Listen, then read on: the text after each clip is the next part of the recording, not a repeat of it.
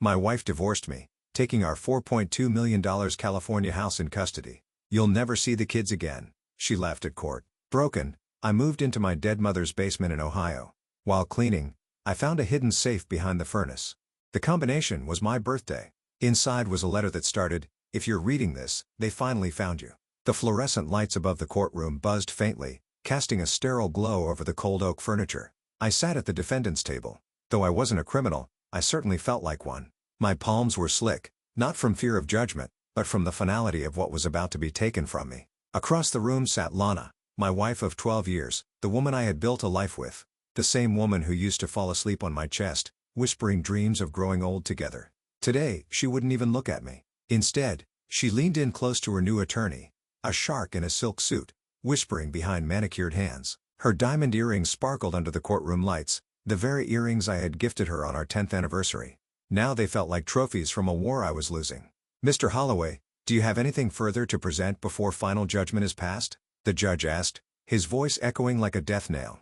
I stood up slowly. My legs shook, not from weakness, but the weight of betrayal. I looked toward Lana. She smirked. "I gave her everything, Your Honor," I said. "Not just money, time, love, a home. I worked 3 jobs when we were building that company. I raised our kids when she went back to school. I never imagined I'd be here begging just to see my son and daughter again." But my words felt like throwing pebbles at a steel wall. The judge's gavel fell. Full custody awarded to the mother. The $4.2 million Pacific Palisades property remains in her name. Spousal support approved. It was done. As Lana stood up, her heels clicking confidently across the courtroom floor, she walked past me and whispered just loud enough to ensure I heard, "You'll never see the kids again.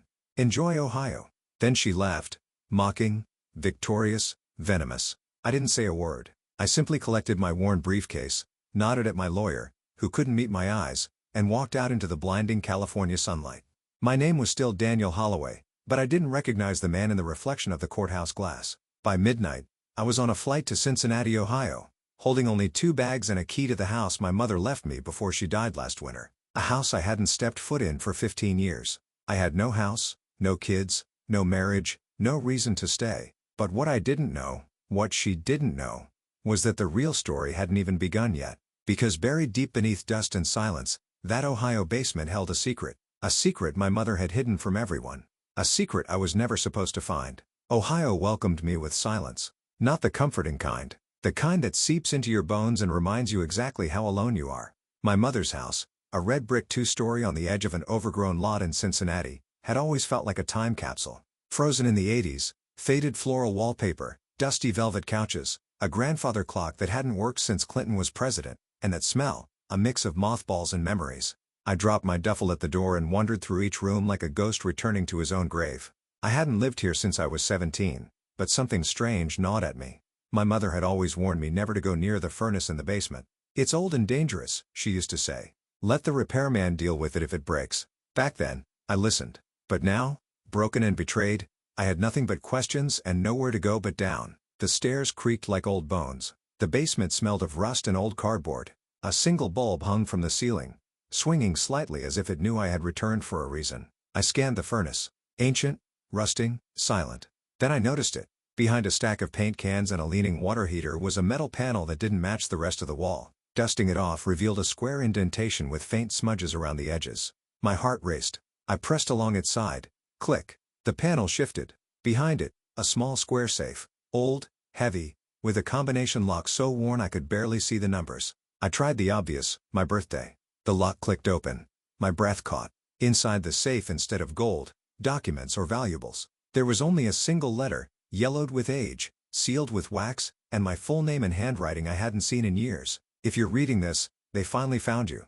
I sat on the cold concrete, legs numb, heart pounding. The letter unfolded like a ghost whispering from the past. "Danny, my beautiful boy, I never wanted this for you. If they found you, it means they've finally come looking again, and you have nowhere left to run. Good. That means you're finally ready. I kept the truth from you your whole life to protect you. But now it's time you understand who you really are and what's owed to you. You were never just my son. And your father? Well, let's just say he wasn't an accountant in Chicago. I'm sorry I lied, but I had to hide everything after what happened in Geneva. Look in the attic. Use the key in the envelope. And for God's sake, don't trust anyone yet. Especially not her. You'll understand soon enough. Mom, I reread it at least 5 times. Not just because of the content, but because of the last sentence. Don't trust anyone yet, especially not her. Who was she? Lana? My biological mother? My lawyer? A government agent? My blood turned to ice. I ran back upstairs, flipped the envelope over, and sure enough, taped inside was a small brass key. And that's when I heard it. A knock at the door. No one should have known I was here, but someone did. The knock came again. 3 slow raps, then silence. I froze near the entryway. The brass key still clenched in my palm, the letter burning in my chest. No car outside, no footsteps on the porch. Just wind whispering through the trees. I waited. Nothing. So, I locked the door, deadbolt and all, and turned back toward the stairs, toward the attic. The attic was untouched, just like I remembered. Same creaky pull-down ladder, same musky smell. But now everything felt deliberate, like the attic hadn't been forgotten. It had been waiting. I clicked on the flashlight from my phone and stepped into the dust-choked dark. There were boxes, dozens of them, labeled with old years, 1977, 1983, 1990. But one stood out, a black trunk locked tight. The brass key fit perfectly. Inside, old photographs, documents, a passport with my mother's face, but a different name, Helena Dumont, French nationality, and below that, a false bottom. Beneath it was a single item, a flash drive, and a worn typewritten note. Don't plug this into anything connected to the internet. Go to the old safe house. The floorboard under the main room's vent will explain everything. I sat back, stunned. My mom, the quiet librarian from Ohio, had lived a second life, and now I was at the center of something I never agreed to, never asked for, but couldn't escape. That's when my phone buzzed. A text message from an unknown number. You opened it. We're coming. My blood ran cold. I threw on a coat, grabbed the flash drive and letter and ran to the garage. The old Ford was still there, rusted but reliable. I hit the ignition and floored it out of the driveway. I didn't know exactly who was coming, but my gut screamed that I wouldn't survive if I stayed another hour. The safe house was a childhood memory, an abandoned cabin on the edge of Adams County woods. We used to visit in the summers. I thought it was just for camping. Turns out it was a fallback plan. I arrived just after midnight. No lights, no power, just crickets and the smell of pine. Inside, everything was exactly how we'd left it 25 years ago. Cobwebs, a rusted lantern, faded wallpaper. I found the main room. The vent pried open the floorboard. And there, wrapped in plastic, was a leather dossier, an old revolver, and a small military with a single contact labeled OWL. I flipped open the dossier and my breath caught. Inside were photos of Lana, my ex-wife, dated years before we met, speaking with men in suits, exchanging envelopes, and even meeting with my former defense attorney. Lana had never just been my wife. She had been placed in my life. I sat in that cabin for hours, frozen, trying to process what I had just read. Lana wasn't just a woman I met at a tech conference 8 years ago. She had been watching me even before that. The dossier included surveillance photos of me at MIT years ago, screenshots of emails from my first startup's acquisition documents tied to a sealed Department of Justice investigation that listed my name as a witness of interest. There were stamps, dates, redacted pages. This wasn't just about money. It was about something bigger, and I had walked into it blindly. The phone buzzed, the one labeled OWL. No ringtone, just a green light blinking. I hesitated, then pressed call. A voice answered immediately. You've accessed the safe house. Good. Don't speak. Just listen. His voice was gravel and steel. Old, precise. You were compromised the day Lana entered your life. Your company was bought by a firm partially owned by shell corporations tied to her benefactors. When you refused to sell the military algorithm, the one you designed by accident, they panicked. You were supposed to either fold or disappear. Instead, you married the bait. My stomach dropped. Years ago, I developed a lightweight AI defense protocol for drone communications. I never released it. I buried it deep in unused code after I saw what it could do. But someone had found it and they had sent Lana to me. The $4.2 million house, the voice continued, was never about her comfort. It was a trap to create debt in your name. The custody battle a distraction. Your attorney was compromised. The judge bought you were meant to be erased slowly, quietly. My hands trembled. The floor creaked. I turned sharply, heart pounding, but saw nothing. Now listen closely, the voice whispered. There's a duffel bag in the cabin's crawl space. Inside is everything you need. Passports, cash, identities, but most importantly, a burner drive. Insert it into your old AI prototype laptop. You'll find the exact moment they stole your code and how they buried your ownership. If you want revenge or not just justice, you'll follow the instructions inside that drive and vanish. They can't fight what they can't see. I followed every word. I opened the crawl space and there it was, a weatherproof duffel bag. Inside, $60,000 in small bills, 4 passports, all with my face and different names, a silver drive labeled Endgame, and a letter with one line. They took your family. They stole your life. Time to make them wish they hadn't. I didn't cry. I didn't rage. I just became someone else. Because if Lana, the court, the system, if they all played a part in ruining me, then I'd play mine in burning their world to the ground. I didn't just disappear. I rebuilt myself from the ground up. Like a ghost with a grudge. Using the contents of the duffel bag, I activated one of the identities. Daniel Keane, a Canadian national with dual European citizenship, complete with digital records, a full credit file, and a clean history. In my new skin, I moved through airports and borders like vapor. No one recognized me. No one stopped me. I was no longer Mark Holloway, the broken father from Ohio. I was a shadow armed with secrets. The flash drive labeled Endgame revealed everything. My stolen code had been funneled into a shell company in Malta that looked like a dead-end tech firm. But when decrypted, the metadata showed signatures, fingerprints from Lana's corporate connections, her lawyers, even my own former board members. They had sold my AI protocol to 2 defense contractors and 1 foreign intelligence affiliate. The value $126 million. And I got divorced and left with a broken soul. I had 3 objectives now. Expose the theft, destroy the network, take my kids back. But to do any of that, I had to be someone they never saw coming.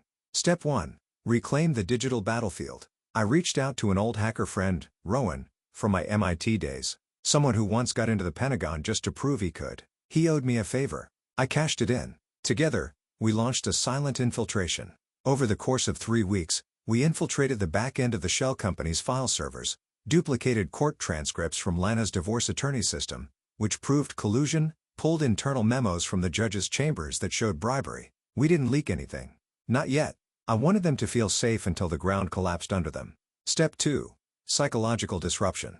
I mailed Lana a photo. Just one. It was a picture of me holding the same silver burner drive she believed was destroyed in court discovery. No return address, no message, just one word printed in red at the bottom.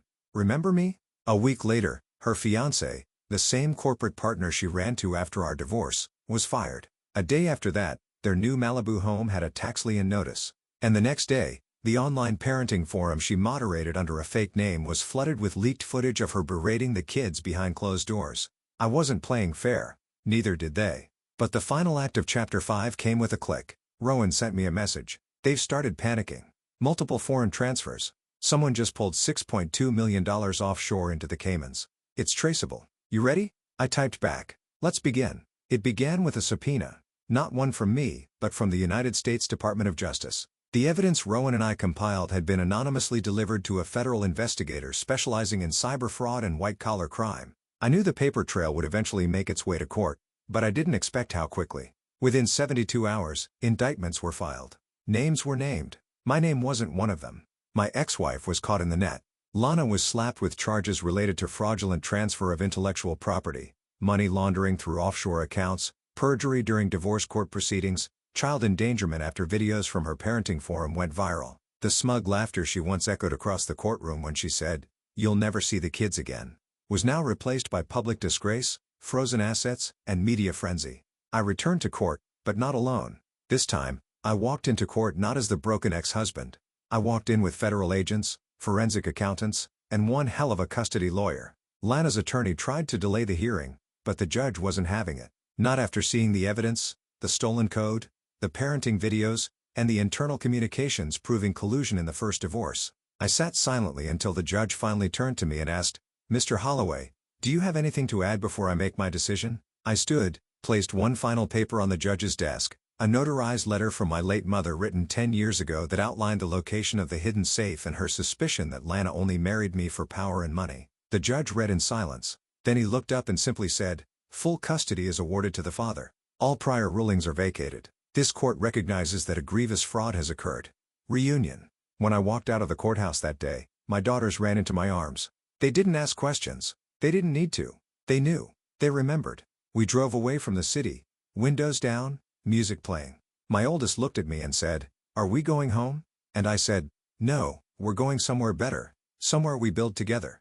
As for the company, the board that voted me out, they were quietly removed after federal probes exposed their involvement. I never returned as CEO. I didn't need to. The government seized the stolen assets, fined the defense contractors, and compensated me generously. But I wasn't interested in revenge anymore. I was interested in legacy. So I used a portion of the settlement to fund a tech incubator for veterans and single fathers, those who, like me, had once been left behind. Epilogue. The letter's last line. That letter I found in the hidden safe, it ended with a line from my mother. If they found you, son, it means you've hit rock bottom. But if you're reading this, it means you've also found the only way up. Don't fight for what you lost. Fight for what you still have and build something they can never take again. I did exactly that. And this time, no one's taking it away. Was this revenge perfectly justified? Or should the storm have raged harder? Drop your verdict below. I read every single one. Hit like if you crave justice, and share this story with someone who needs its fire. Subscribe to Squirrel Stories because here betrayals don't sleep. They hunt their owners. Every shadow hides a reckoning. Every mask breaks and every betrayal is answered. Stay sharp. Stay unbroken. Stay tuned.